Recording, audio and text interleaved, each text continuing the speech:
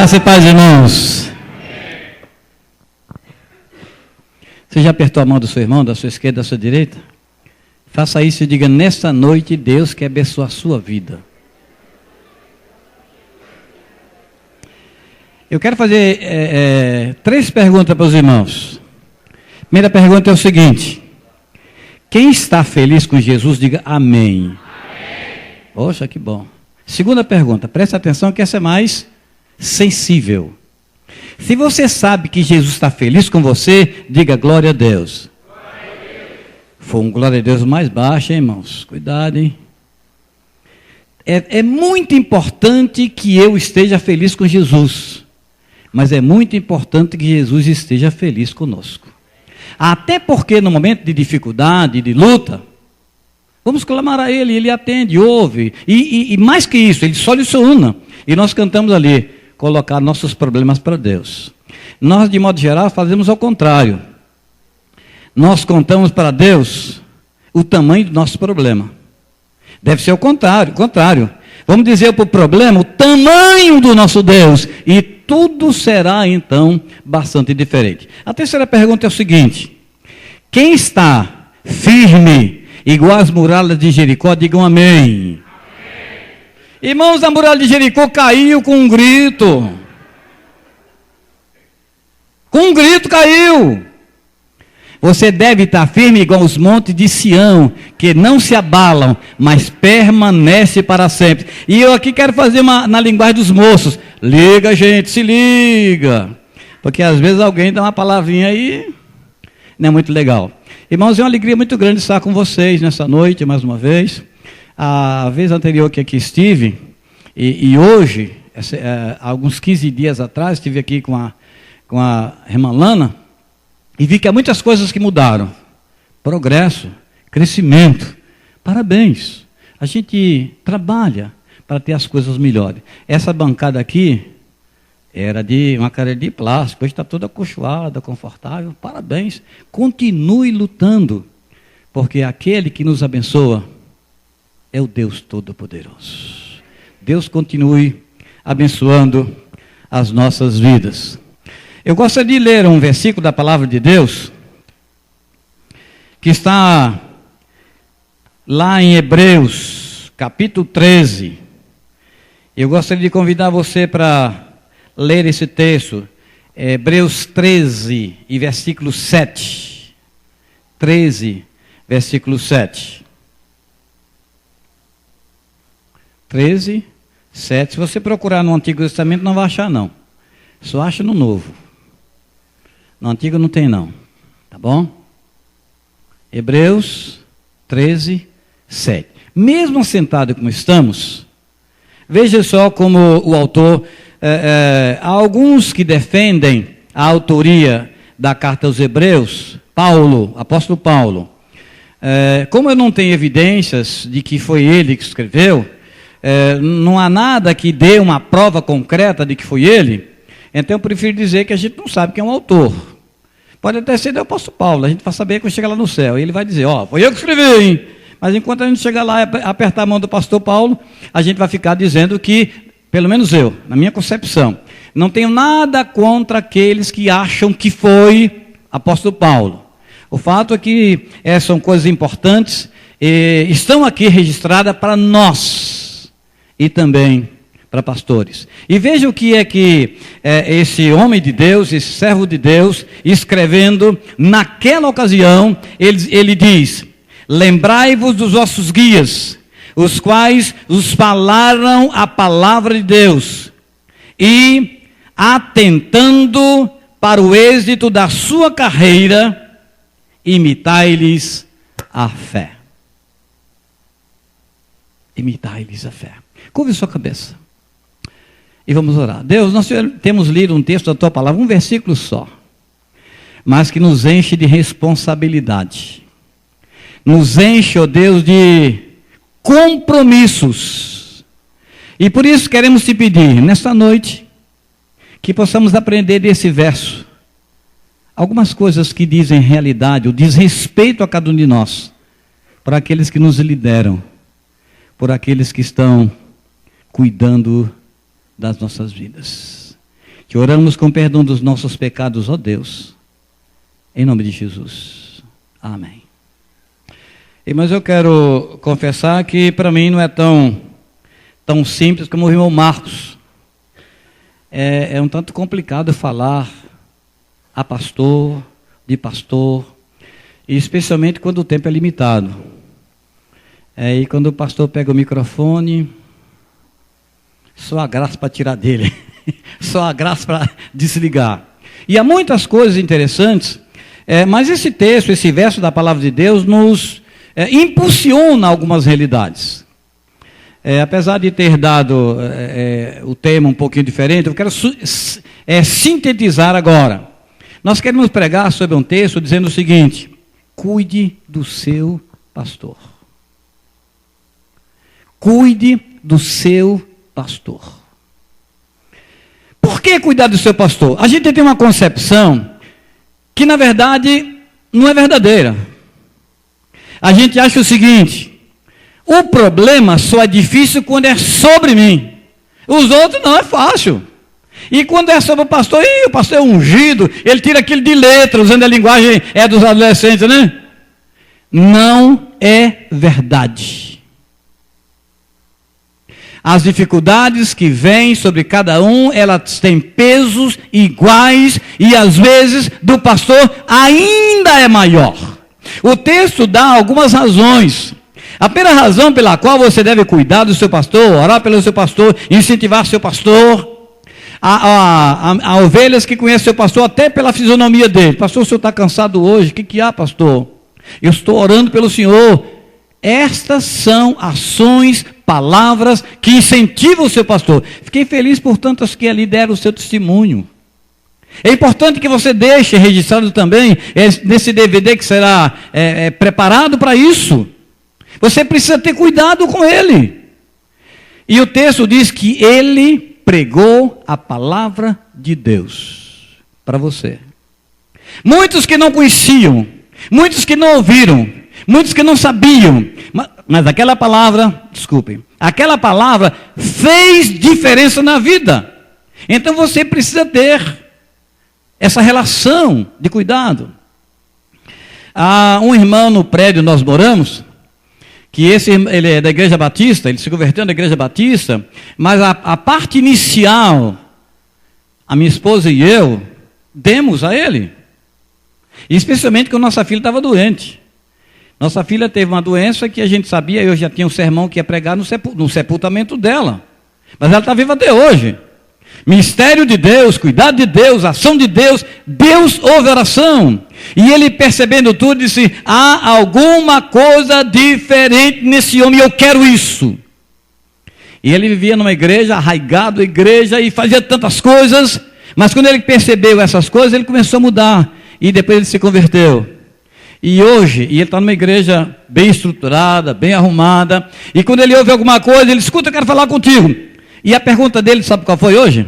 Escuta, varão, quero falar contigo. Aliás, deixa eu dar um detalhezinho antes. Sabe como é que esse varão me chamava antes de se converter? Era bicho. Houve uma época que só se chamava, bicho para lá, bicho para cá. Houve uma época assim, talvez muitos aqui não seja desse tempo, mas já houve essa época. E um dia ele chegou para mim: irmão, eu me assustei. Quero lhe convidar para o meu batismo. E hoje, eu estava chegando em casa, ele disse: escuta, meu irmão, eu vim da escola dominical e debatemos lá e não estou conformado. O que houve? A gente não pode provar a existência de Deus, não. Eu disse: não. Papai, não pode não. A gente não pode provar a existência de Deus. Porque Deus é antes de todas as coisas. Agora eu estou conformado. Então, quando alguém planta, semeia a palavra de Deus, alguém tem uma preocupação de aprender, e aquilo fica. Então, você precisa entender que tem de cuidar do seu pastor, da sua família todos os dias. Primeiro, porque ele pregou a sua palavra. E o último ponto que estabelece ali é que ele é um homem de fé. Se ele não for um homem de fé, a obra não sai do lugar. Aliás, Deus não chama alguém sem esse perfil. Então, por que você precisa cuidar do seu pastor? Por essas razões, mas eu quero apontar mais algumas. É claro que eu vou ser comedido. Ali tem um reloginho ali que me dá um perfil. Mas eu quero que você pense em algumas coisas. Primeiro, foi citado um texto aqui do apóstolo Paulo que diz assim, até ali no testemunho, diz assim: combati o bom combate, acabei a carreira e guardei a fé. Até aí está tudo muito bom na visão do apóstolo Paulo, na realização dele. Mas há muitos pastores que citam esse texto assim: tentei combater o bom combate, não consegui. Não acabei a carreira, mas perdi a fé. Mas ele era pastor. Irmãos, as dificuldades que vêm sobre um homem, e o homem que Deus chamou, é um peso muito grande. Ele é humano, ele pode falhar. Para que essas coisas, e para que o pastor Antônio não cite mais tarde esse tipo de versículo, nessa versão que nós citamos para você, você tem que orar cada dia, abençoá-lo, incentivá-lo e motivá-lo a continuar a obra do Senhor. Em segundo lugar, eu sou secretário de atividades ministeriais do departamento da igreja, das igrejas congregacionais. Só cuidamos de pastor, é um departamento que só cuida de pastores. E todas as quarta-feiras nós estamos lá. Nós vamos lá para cuidar da área administrativa, mas quarta-feira ficamos só ouvindo pastores. E todas as reuniões que acontecem 2 meses, nós temos pastores com problemas. E qual é o primeiro problema? A quebra do 7º mandamento.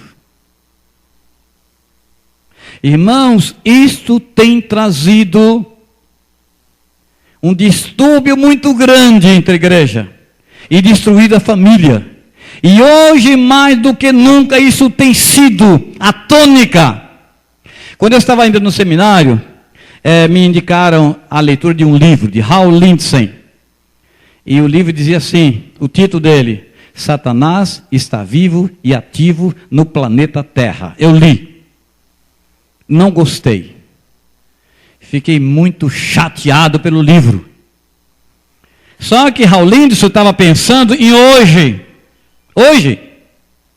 Há hoje uma tendência muito grande para que o pastor, e especialmente ele, tenha essas tendências.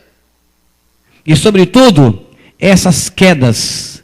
Escute, eu vou te dizer. Quando o pastor ele fere o arranhando do seu caráter, toda a igreja sofre.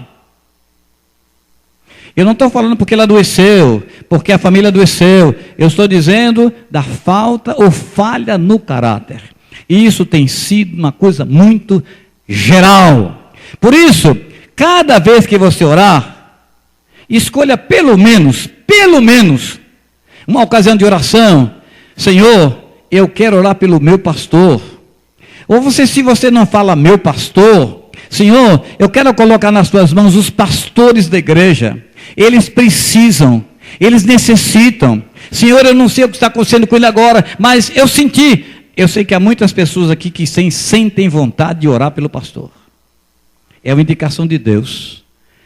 Não deixe passar essa oportunidade. O texto que nós lemos diz: cuide do seu guia.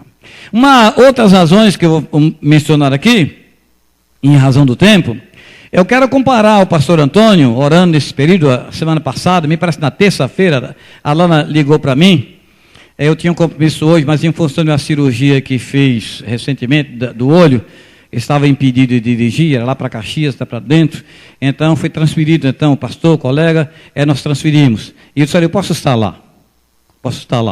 Muito bem.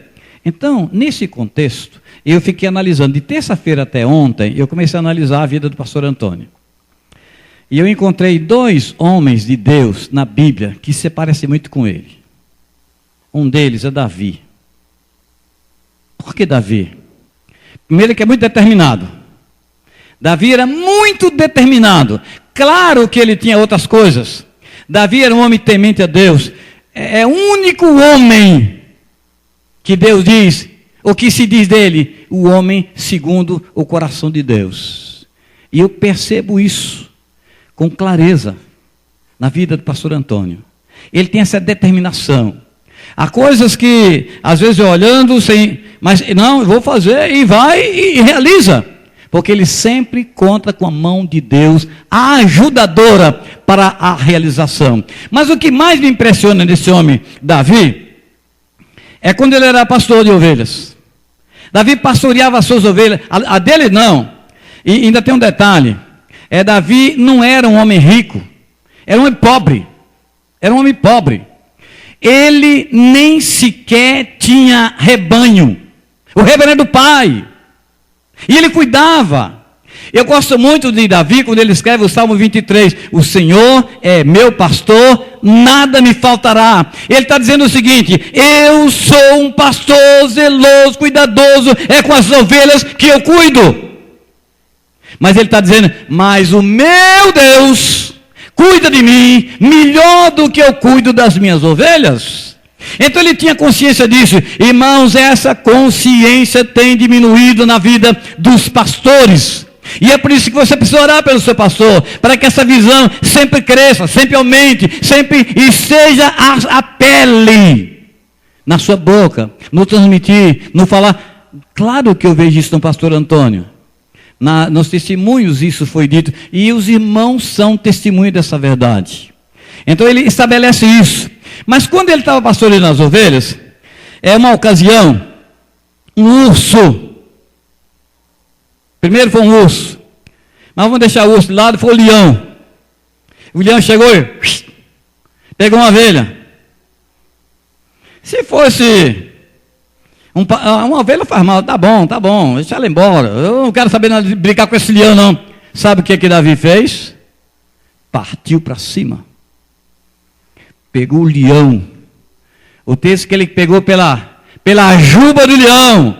Diz, opa, aqui não. Você não tem direito em tratar, cuidar ou fazer alguma coisa. As minhas ovelhas, as ovelhas do meu pai. Pastor Antônio não tem ovelhas aqui. As ovelhas que ele cuida aqui são ovelhas do Pai Celestial. Deus entregou para ele, para que ele cuidasse. E é por isso que ele tem cuidado, é por isso que ele luta, é por isso que ele batalha, é por isso que ele tem o desejo de que cada um seja satisfeito nas suas necessidades básicas. E é por isso que o irmão Marco disse, olha, há muitas pessoas que chamam o pastor Antônio de pai. Eu fico feliz porque eu também tenho algumas irmãs na igreja que me chamam de pai. Tem uma que me chama de pastor. Essa realidade precisa estar ativa.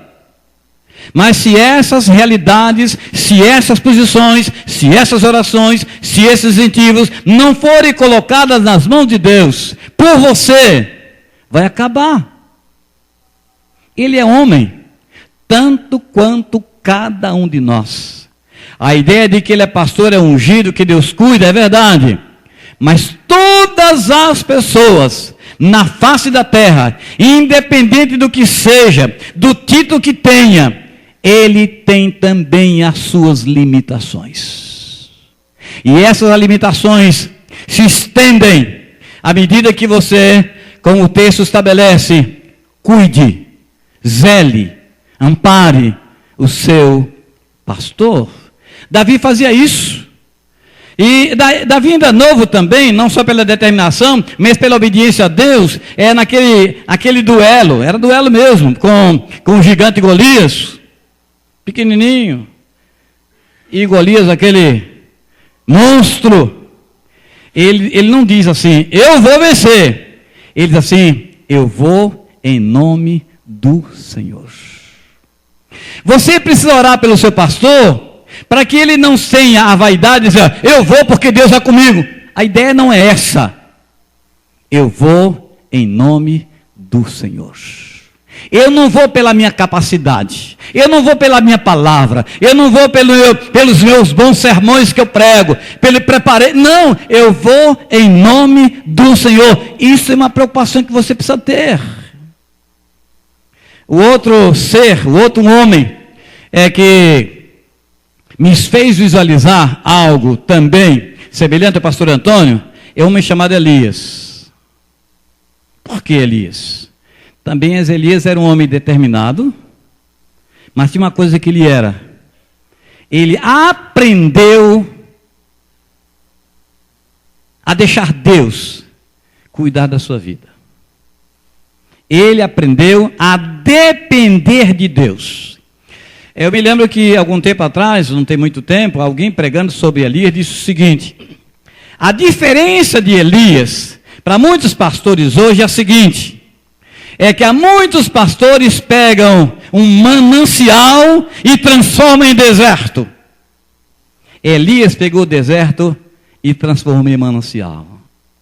Irmãos, você quer um manancial melhor do que você vive aqui? Então ore a Deus. Nós não temos aqui um Elias, mas temos um Antônio, um pastor Antônio. E ele pode fazer isso tão bem quanto fez Elias no passado. Por quê? Porque Deus ouve as nossas orações. Precisamos orar por isso, por essas realidades. Há tantas outras realidades, mas a gente não sabe muita coisa a respeito do Davi. A gente sabe desde que quase que ele nasceu. Mas de Elias a gente quase não sabe nada antes da sua convocação. No capítulo 17, tem já ele sendo convocado para uma tarefa, para uma missão, para a área profética, e ele aceita. A única coisa que diz ele é que ele foi chamado o tesbita, e ele começou a desenvolver a sua realidade. Na verdade, Elias nunca foi bem aceito na elite. É tanto que o trabalho dele era sempre lá na periferia. E na minha concepção, muitos líderes das sinagogas, e que na verdade ele poderia ser um também da sinagoga, quando vagava ali um lugar, mas não chamava o Elias. E aqueles homens dali saíam. Por que saíam e iam até Elias? Porque nas sinagogas os trabalhos minguavam. E lá na tenda de Elias, no lugar distante, enchia. Por quê? Porque ele dependia de Deus. E ele ia lá e eles iam lá buscar aprender com Elias. E Elias às vezes E ele chamava aqueles homens de alguns nomes não próprios. E por quê? Porque eles queriam aprender com Elias. Mas ele dizia assim: eu aprendi com o Senhor, e de vós também aprender com aquele que ensina. Então, irmãos, se essas preocupações não forem preocupações da igreja, com certeza, pastor Antônio não conseguirá chegar até o final. Por quê? A jornada é difícil. Irmãos, presta atenção nessa palavra. O mundo nunca teve tão difícil para alguém que vive uma vida reta. É muito difícil viver uma vida reta hoje. Em todos os lugares há como que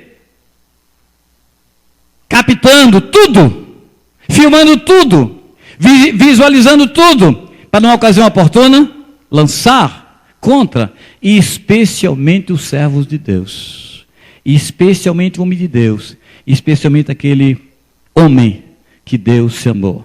Mas na vida de Elias, tem duas coisas muito interessantes. Primeiro, é porque na vida de Elias a gente vê Deus usando Elias. E teve muitos fatos que, em decorrência do tempo, não vamos mencionar, e Deus agia conforme ele dizia. E logo no início ele foi a Acabe. Deus mandou dizer que não vai chover. E durante um período bom, não choveu. Não choveu. Só que quando Acabe, irmãos, eu tenho muita pena de Acabe. O homem terrível. É aquele cara animado. Quando ele recebeu essa mensagem, o que ele fez? Foi a mulher dele, estava de Jezabel. Jezabel, o que houve? O que houve, rei? O profeta disse que não vai chover, e agora o que eu vou fazer? Deixa ele comigo. Dele cuido eu. Mas veja só, duas conotações interessantes. Elias era um homem que fez secar a terra, a chuva não desceu durante muito tempo, mas ele teve medo de uma mulher. Sabe por quê? É uma demonstração que o pastor, que o profeta também é homem. E ele subiu, fugiu. E Deus mandou que ele fosse. Mas Deus ali cuidou dele. E aí quando ele cuida, Deus cuida dele, essa é uma área muito interessante. Apesar de ser Elias assim, também ele teve, como muitos líderes também têm, seus momentos de crise, de problemas. O inimigo está ansioso por tocar a mão em cima de alguém que faz um bom trabalho. Então ele foge e vai haver uma crise. Se você analisar o texto, você vai verificar que Elias pediu a Deus para morrer. Senhor, eu quero morrer. Eu quero morrer. Por quê? A pressão era grande. Como é que reduz essa pressão? Com as orações da igreja. Com as suas orações.